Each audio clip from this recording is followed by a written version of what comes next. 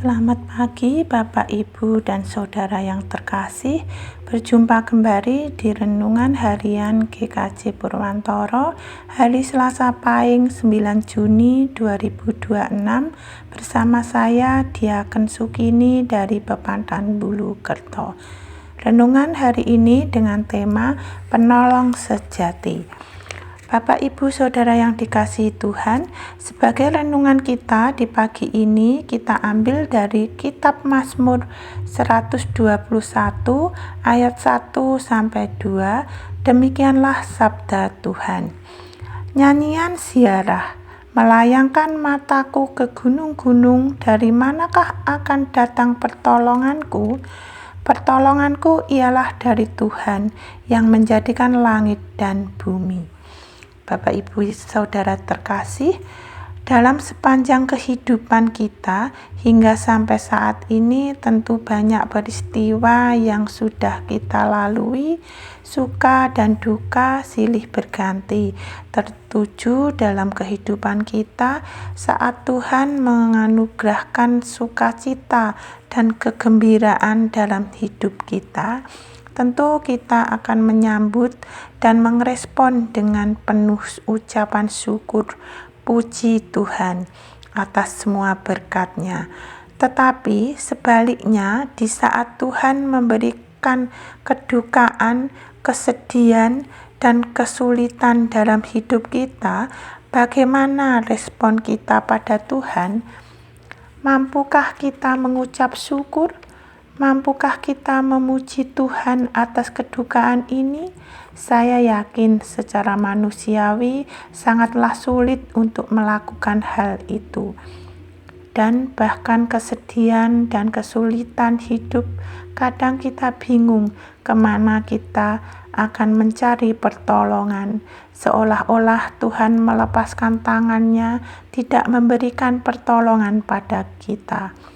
Bapak, Ibu, Saudara yang dikasihi Tuhan, saat menghadapi masalah atau kesulitan yang berat, manusia cenderung mencari pertolongan ke berbagai tempat.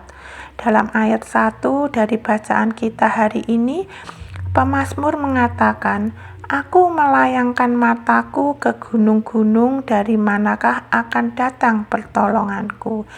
Gunung dalam konteks ini bisa diartikan sebagai simbol kekuatan, tempat berlindung, bahkan sesuatu yang tampak kokoh, dan gunung seringkali juga diartikan lambang rintangan besar yang tampaknya mustahil untuk kita lewati.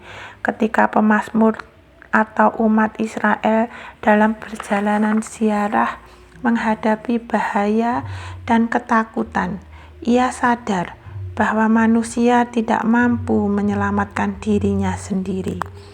Pertanyaan berikutnya, di manakah pertolonganku? Pertanyaan ini adalah refleksi penting pemazmur, tidak berhenti dalam rasa putus asa. Ia tahu kemana harus mencari bantuan saat masalah menekan. Fokus kita seringkali tertuju pada besarnya masalah tersebut. Ayat ini mengingatkan kita untuk mengalihkan tatapan kita dari besarnya masalah kepada besarnya kuasa Tuhan pada kita. Ayat yang kedua, sabda Tuhan berbunyi, "Pertolonganku ialah dari Tuhan yang menjadikan langit dan bumi." Pemazmur dalam ayat ini sedang menegaskan bahwa sumber pertolongannya dari Tuhan di tengah permasalahan hidup. Pemazmur mengingatkan, pertolongan sejati bukan berasal dari gunung-gunung yang tinggi, melainkan dari Allah yang Maha Kuasa, Sang Pencipta langit dan bumi. Ini adalah dasar iman kita. Dia sanggup menciptakan langit dan bumi, dari yang tidak ada menjadi ada. Maka tidak ada satu pun masalah, penyakit, tantangan, dan kesulitan hidup yang terlalu besar bagi Tuhan. Ayat ini juga mengajak kita untuk mengalihkan pandangan dari masalah menuju kepada Tuhan. Ketika kita menatap masalah, hati kita menjadi gentar. Namun ketika kita menatap Tuhan, iman kita dikuatkan.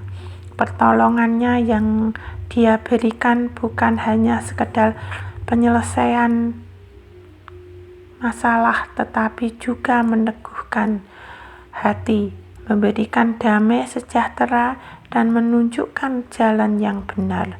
Setiap kali kita menghadapi gunung, persoalan yang membuat kita goyah ialah untuk tidak tergantung pada kekuatan manusia, sebab hanya Tuhan yang sanggup menolong tanpa batas. Saat hati gelisah, arahkan pandangan iman kita ke atas, kepada Tuhan. Dialah sumber pertolongan dan pengharapan. Berserahlah kepadanya, karena Tuhan yang menciptakan langit dan bumi juga berkuasa menjaga hidup kita dari hari demi hari. Amin. Mari kita berdoa.